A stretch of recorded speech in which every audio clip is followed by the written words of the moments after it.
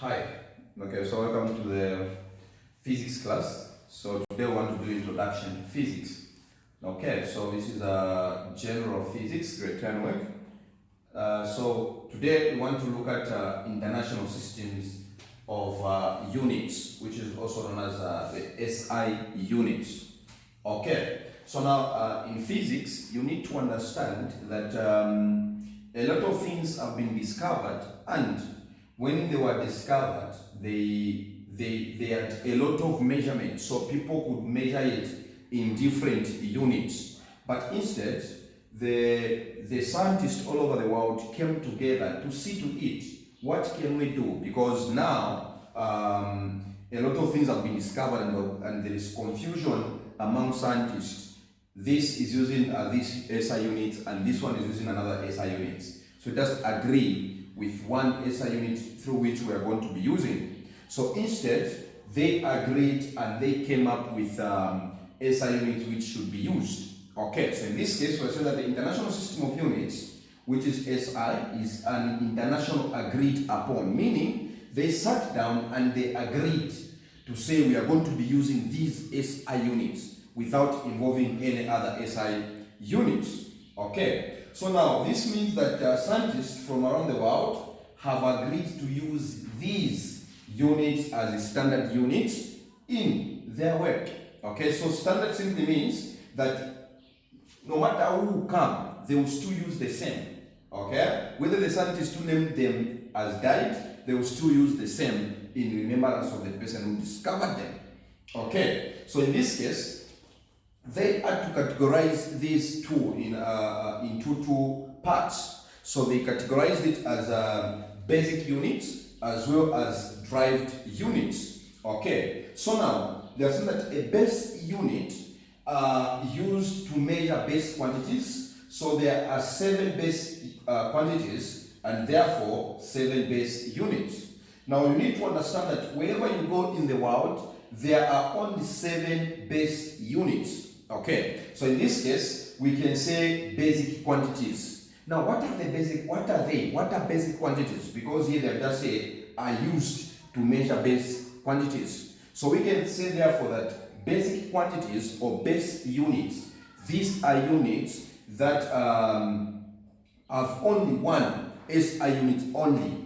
Okay, so then we have got also what we call derived units. So derived units are made by combining 2 or more base units, meaning that for them to discover the derived units, they need the base units. Okay, now we have got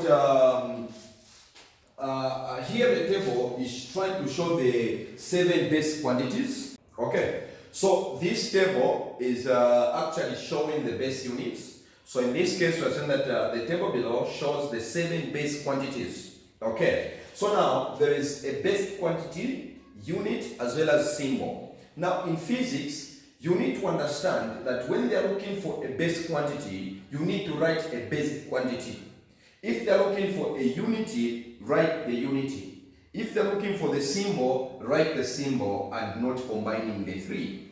Okay, so length was the first basic quantity which was discovered, and its unit, it is a meter.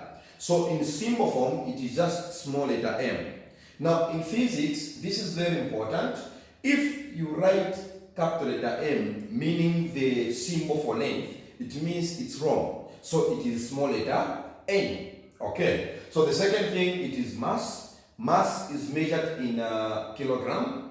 Okay, that is its units. And in symbol form, it is kg. Okay, now the question is, what if it's written in grams? Is it wrong? Okay, so in this case, it is not wrong, but the best quantities in which it was discovered in, it was in kilograms. Therefore, we need to stick to kilograms. Okay, then another thing is time. So time, its unit is in seconds. Therefore, symbol, it is just small letter s. Now, how about hours? How about minutes? Is it wrong to write the units like that? In this case, I will say yes, it is wrong because it was discovered in seconds. So whatever you will find, if it is discovered in maybe in hours, convert it into what? Seconds. Okay, then we have got also electric current. So electric current was the fourth thing which was discovered under base units. In this case, it is measured in ampere. Therefore, the symbol, it is capital letter A. Okay, then we have got thermodynamic temperature. So thermodynamic temperature was discovered, its unit rather, it is in Kelvin. So in case you find it in degrees Celsius, are you supposed to leave it there? No, you need to know that the basic quantity known as thermodynamic temperature, its unit, it's in Kelvin, and the symbol form, it is just K. Okay, then we have got the amount of a substance. So the amount of a substance, its unit, it is mole, and it is its symbol, it is MOL, meaning mole, 1 mole. Okay, then the last under the 7 base units, it is luminous intensity. So luminous intensity, its unit, it's candela. That's what it is measured in, and therefore its symbol, it is small letter C and small letter D. Okay, so having looked at the basic quantities, let us now look at the derived quantities. So already I defined derived quantities as these are quantities which has 2 or more SI units, and these are just being derived from basic quantities. Okay, now so we have got the derived quantities, units, as well as symbol. Okay, so the first one is area. So area is measured in m squared. Okay, so in unit form it is square meter. Then symbol, we just put m squared. Under derived quantities, the density, it is the combination of volume as well as mass. So therefore, its SI units, or maybe units, is kilogram per cubic meter, or kg per meter cubic. Okay, then we have got also acceleration. So acceleration, it is its units, it's meter per second squared. Okay, so meter per second squared, and its symbol, it is m/s squared. Okay, then we have got force. Force is kg. So in science, the dot simply means multiplication. So kg times meter times second squared. As a result, in units, when we combine the kg, the meter as well as the seconds, we are going to derive something known as the Newton. Okay, so as we know, that force was discovered by Sir Isaac Newton, the father of calculus. Okay, so in symbol form, it is capital letter N.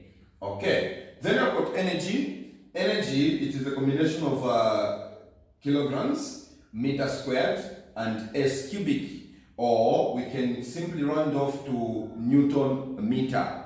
So in other words, the unit, it is joules. Okay, so symbol form, we just write J.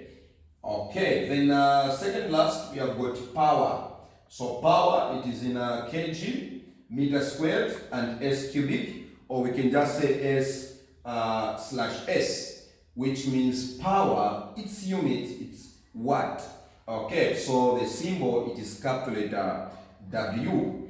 Okay, so lastly, it is voltage. So voltage, it is measured in volts. So we just write V. So this is the derived quantity. So this is not all. There are a lot of derived quantities. So these were the ones which were selected. So in case in an exam room, they ask you to say list 2 derived quantities which you know. So just pick one of these and list it. Okay, so this is the introduction to physics. So next time we come and look at the second part in order for us to conclude with scientific notation. Okay, so before you go, there is an exercise for you here. So there are only 3 questions, and the first one is telling you to identify whether the following are base units or derived units. So your job is just to identify which one is a base unit which one is a derived unit. Then the second question is trying to ask you to write down the derived units for area, for the Newton, for the watt. Okay, then the last question, it is about distinguish between base and derived units. In other words, what is the difference between base unit as well as derived unit? So remember, don't forget to